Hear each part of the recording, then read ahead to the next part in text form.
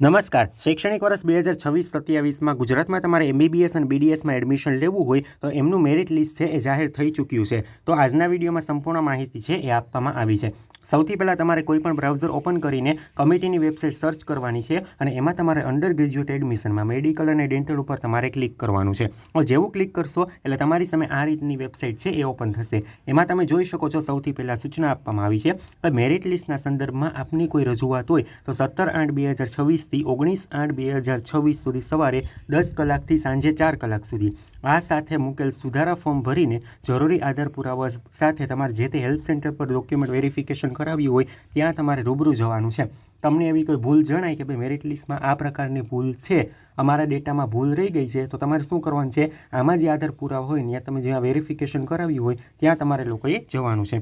હવે તમે લોકો જેમ નીચે જશો તો એમાં તમારું મેરિટ લિસ્ટ છે એ આવી ગયું છે. એમાં સૌથી પહેલાં એવું છે general merit list, SC merit list, પછી ST merit list, OBC merit list, EWSનું મેરિટ લિસ્ટ, પછી NHL લોકલ કોટામાં જે લોકોએ એપ્લાય કર્યું હોય એમનું મેરિટ લિસ્ટ, SMC એટલે કે સુરત જે સ્મીમેર કોલેજ છે તો એની અંદર જે છે તો એમનું મેરિટ લિસ્ટ, પછી not eligible candidate with reason કે જે વ્યક્તિઓ નોટ એલિજિબલ નથી તો એના માટે કયા કયા કારણો છે અને એમનું આખું લિસ્ટ આપવામાં આવ્યું છે, અને application form four making changes or correction in the merit list. તો મેરિટ લિસ્ટમાં જે સુધારા માટેનું ફોર્મ છે એ પણ આપવામાં આવ્યું છે. ક્લિયર થઈ ગયું?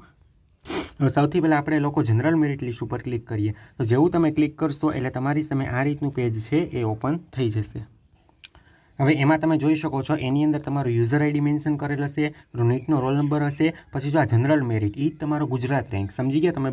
તમે કહેતા હતા ને કે ભાઈ ગુજરાત રેન્ક શું છે, તો આ તમારું જનરલ છે એ જ તમારો ગુજરાત રેન્ક. પછી કેટેગરી મેરિટ નંબર છે, ઓલ ઇન્ડિયા રેન્ક તમારો કેટલો હશે, નીટનો સ્કોર કેટલો છે, પર્સન્ટાઇલ કેટલો છે, નામ અને રીમાર્ક એ સંપૂર્ણ વસ્તુ છે એ આપેલી છે. હવે મેરિટ લિસ્ટનું સંપૂર્ણ અમે એનાલિસિસ કરીને છે ને ડિટેલમાં એક વિડીયો અપલોડ કરી દઈશું. કેટલા વિદ્યાર્થીઓ છે, કઈ રીતનું મેરિટ રહી શકે છે એની સંપૂર્ણ માહિતીનો વિડીયો છે એ અમે અપલોડ કરી દઈશું. ક્લિયર થઈ ગયું? આ તમે લોકો સંપૂર્ણ મેરિટ લિસ્ટ છે એ તમે જોઈ શકો છો. ક્લિયર થઈ ગયું? પછી કેટેગરી વાઇઝ પણ તમે લોકો જોઈ શકો છો અને નોટ એલિજિબલ કેન્ડિડેટ તો એનું લિસ્ટ પણ તમે લોકો છે એ જોઈ શકો છો. જો નોટ એલિજિબલ કેન્ડિડેટ છે એમાં તમે જોઈ શકો છો કેટલા ઉમેદવારો છે, 609 સ્ટુડન્ટ છે એ નોટ એલિજિબલમાં છે. તો એના કયા રીઝન છે એ પણ આમાં તમને મેન્શન કરવામાં આવ્યા છે. તમે આખી PDF છે એમાં તમે જોઈ શકો છો કયા કારણોસર નોટ આપણે એલિજિબલ છે એ પણ તમે જોઈ શકો છો. પછી મેરિટમાં સુધારા અંગેનું ફોર્મ, તો application form four making changes અથવા તો correction in the merit list. તો મેરિટ લિસ્ટમાં યાદી ફેરફાર અંગેની અરજીપત્રક, તો એમાં તમારે શું કરવાનું છે, આની પ્રિન્ટ કઢાવવાની. તમારે ફેરફાર હોય તો વિદ્યાર્થીનું નામ છે, યુઝર આઈડી છે, મોબાઈલ નંબર છે, કેટેગરી છે અને પ્રતિ.